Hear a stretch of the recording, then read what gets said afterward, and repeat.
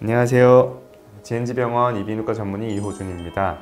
오늘은 저희 병원에서 수술 받으셨던 환자분들의 케이스를 소개해 드리도록 하겠습니다.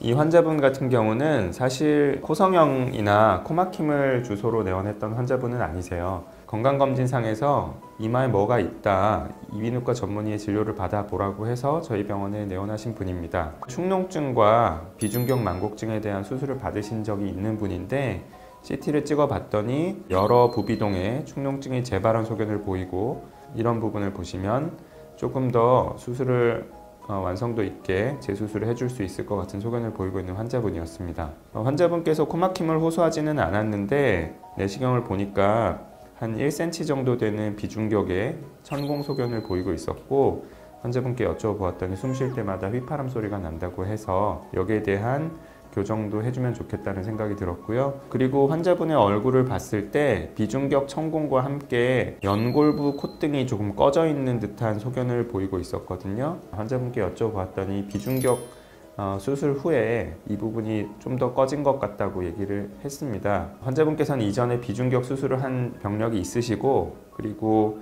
내시경을 보면서 비중격을 면봉으로 만져보았을 때 천공보다 훨씬 많은 부분에서 연골이 없고 코를 재건하는 데 필요한 연골이 부족할 것으로 생각되어서 환자분의 자가늑연골을 채취를 해서 환자분의 비중격을 재건해 주었습니다.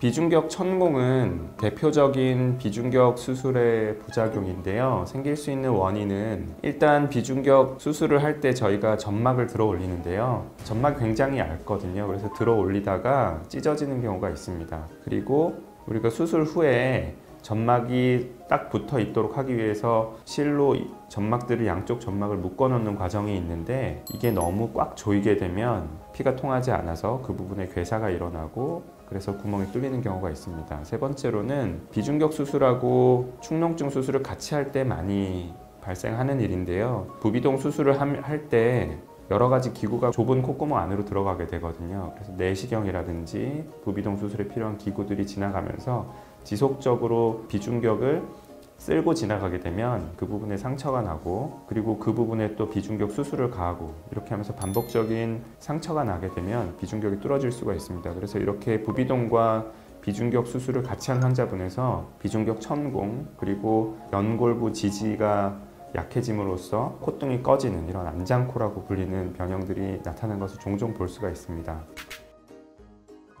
먼저 비중격 천공을 교정하기 위해서는 점막을 안 찢어지게 잘 들어야 돼요. 이분 같은 경우에는 천공의 크기가 1cm 정도로 그렇게 크지 않았기 때문에 환자분이 숨 쉴 때마다 휘파람 나는 것도 괴롭다고 하셔서 이것을 막는 것을 계획을 했고, 조심스럽게 점막을 들어 올리고, 그리고 한쪽은 봉합을 해서 꼼꼼하게 꼬매주고, 그리고 반대쪽은 그 사이에다가 우리가 채취한 자가늑연골을 위치함으로써 막힐 수 있도록 해주었고, 다행히 잘 막혔습니다. 재발한 축농증에 대해서는 모든 부분이 재발하진 않았기 때문에 간단하게 터주어서 축농증 수술을 마무리해 주었고요. 그리고 환자분의 사진을 보시면 이 연골부 지지가 약해져서 꺼져 있는 것을 볼 수가 있는데, 자가늑연골을 이용해서 코끝 쪽 비중격과 그리고 콧등 쪽 비중격을 튼튼하게 재건해 주어서 콧등을 다시 잘 올라올 수 있도록 만들었습니다. 꺼져 있던 콧등이 잘 올라오고, 정면에서 봤을 때도 사실 빛 반사가 되게 중요하거든요. 그래서 이 부분이 높고 여기가 낮으니까 여기가 하이라이트가 생기고 여기가 꺼져 보이게 되는데, 골고루 빛을 받아서 꺼져 보이는 부분이 개선된 것을 볼 수가 있고, 옆모습에서도 꺼진 부분이 잘 올라와서 환자분이 기능적으로나 미용적으로 굉장히 만족을 하셨던 경우입니다. 이 환자분 같은 경우에는 자가늑연골을 이용해서 비중격을 재건하고 그리고 콧등 모양을 만들어 주었는데요. 자가늑연골을 사용한 이유는 이전에 비중격 수술을 하면서 굉장히 많은 부분의 비중격 연골과 뼈가 이미 없는 상태였어요. 그리고 비중격 천공은 한 1cm 정도 크기였지만 그 주위로 해서 더 큰 크기의 연골이 없는 상태였거든요. 그래서 비중격을 튼튼하게 다시 재건해 주기 위해서는 튼튼한 물질이 필요하고 가장 안전한 자가늑연골을 추천을 해드렸고요. 오늘 영상이 마음에 드셨다면 구독과 좋아요 부탁드립니다. 감사합니다.